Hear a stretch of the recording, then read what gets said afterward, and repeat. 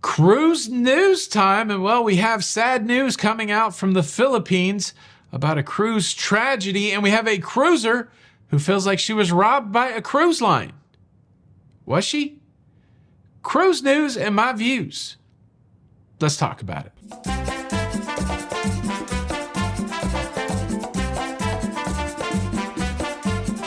Hey, what's up, everybody? Welcome to La Lido Loca. I'm your host, Tony, here with the latest cruise news and views for your face on a Thursday the 7th of November, 2024. And the show starts off with a sad note today. Tragedy coming from the Philippines, where a cruise passenger who was cruising on the MS Nordam has passed away. This occurred around 10:30 yesterday in the waters surrounding the Boracay Islands. A 71-year-old man disembarked the MS Nordam and went swimming there in those waters. At some point during his swim, he got into distress. He started calling for help. Emergency responders were called to the location where the man was located in the water. And unfortunately, when they arrived, he was found there unresponsive. They took him from the water to the nearest local hospital where he was pronounced passed away. Cause of death has been listed as a respiratory failure secondary to drowning. Very sad, very sad. You know, it's a cliche to say, well, at least somebody passed away doing the thing that they love, but I'm pretty sure nobody wants to pass away doing anything. I mean, I guess if you had to go down the list of things to pass away from, maybe doing something that you loved would be great. Even at 71, life is short. You got to get out there and get at it. Get at it and get the most that you can, because you never know when the last thing that you do is the last thing that you do. So, yeah. Cruise news story number 2 takes us to South Florida, to the port of Miami, where they're celebrating a brand new record. They just closed out their fiscal year there. Cruise news story number 2 takes us to South Florida, takes us to the port of Miami, where they're celebrating a brand new record. They just closed out their fiscal year. Fiscal year Port of Miami ran from October the 1st, 2023 to September the 30th, 2024. And they've done all the counting. They've tallied up all of the cruise passengers that they serviced in that fiscal year.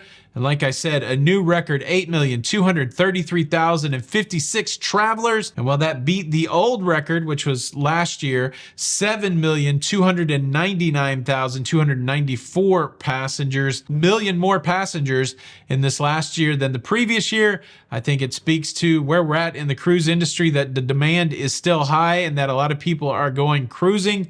And well, certainly it goes to bolster the reputation of Port of Miami as one of the most popular cruise ports in the world. Holy moly, that's a lot of people. Congratulations, Port of Miami. Cruise news story number 3, Carnival Cruise Line has come out with a duck clarification. I mentioned earlier in the week that there was a new official mascot for Carnival Cruise Line, Ducky the Duck, pictured here with a couple Carnival officers. And well, the word has come from on high that there's nothing official about this duck. The Ducky the Duck is not an official mascot. He's just a fun, lovable character that you might see on a Carnival cruise ship. Sadly, Ducky the Duck has no official status. He's just there for the fun. Yeah, I'm glad we know that. I would hate to think that we would get confused whether he's official or not. Poor Duck is not even bona fide. Of course, if we found him on the Thanksgiving menu, he'd probably be de-bona fide. Cruise news story number 3. Speaking about the Thanksgiving menu, Carnival has released their Thanksgiving menu, and here it is. I'm going to scroll it on the screen here, and my ask of you today would be to tell me, what entree would you have from the Thanksgiving menu? There's a lot of good looking stuff here. The holiday roasted tom turkey, the honey glazed ham. For the vegan, you got the cauliflower and Gruyere cheese soufflet. Oh, is your mouth watering? My mouth is. Way to go, Carnival, for evoking the Pavlovian response. Anything on this menu made your mouth water? What do you think you'd like to have from the Carnival Thanksgiving menu?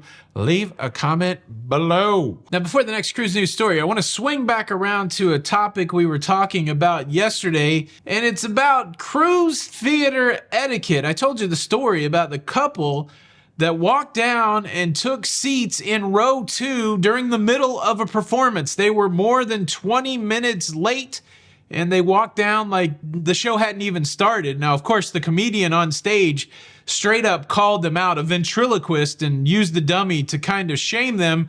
They didn't really seem shamed, and as I shared that story yesterday, the comments came rolling in, And a comment that kind of caught me, well, two comments really that kind of caught me off guard and made me think a little more. Somebody said, what happens if all of a sudden you have to go to the bathroom during the show? Say that, like, really that number two is pushing on you in a way that's going to mess you up. I think we all know what that feeling's like. All of a sudden you're, slightly undercooked lobster is not sitting well with you, and you're getting a little green faced and your stomach's starting to quease up a little bit, and you got to go to the bathroom right then. What's the etiquette there? Are you supposed to sit there and soil your britches, or is it okay to get up and leave the theater in the middle of the show to go to the restroom? Certainly, I think getting up is probably the thing to do, but then the circle around question is, once you've taken care of the business, once you've attended to nature's call, do you get to come back in the middle of the show? And if so, how do you do that? Like at the hockey game, they won't let you, come into the theater while the puck's in play. Does that go the same for theaters on a cruise ship? Do you have to wait till the song is over? Or are you going to walk in right during the big solo? What do you do if nature calls? And then number two, what's the appropriate time to leave the show? Is it okay to get up mid-show and leave? Is it okay to get up during the announcements from the cruise director and leave? What is the protocol for leaving the show? I guess my personal etiquette is this.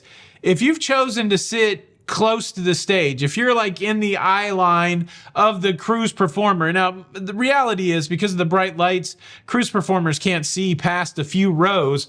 But if you're in the first row, the second row, the third row, I think under no circumstance, unless it's like one of those nature calls circumstance or an emergency or something like that, but just under a general, like if you're sitting there and you don't like the show, but you chose to sit in rows 1 through 5, let's say that, you just got to suck it up, Buttercup. You just have to stay there for the show, because it would be super rude to get up and leave during the middle of the show, even though you don't like the show. Now, I think if you sat toward the back, like if you read the description of the show and you thought, man, maybe this isn't going to be my cup of tea, so I'm going to sit at the back of the theater, and it turns out not to be your cup of tea, then I think it's okay to get up and leave. But certainly, if you're sitting up front, I think it's super rude to get up and leave in the middle of a performance. Should you stay through the cruise director announcements? I think you should, but I don't always stay through the cruise director announcements. Sometimes I'll use the standing ovation part of the show to leave, that kind of thing.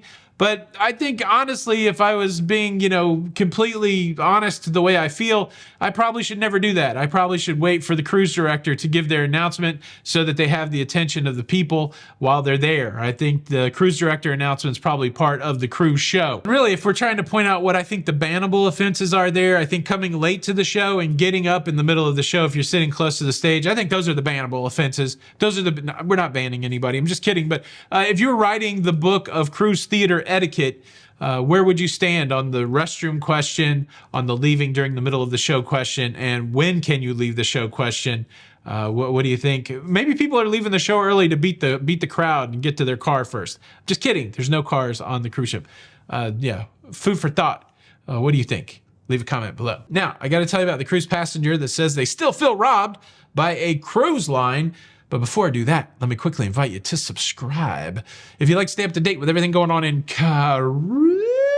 cruising, it's my pre-Thanksgiving cruise hands, all together now, cruising. Please consider subscribing with the notification bell on.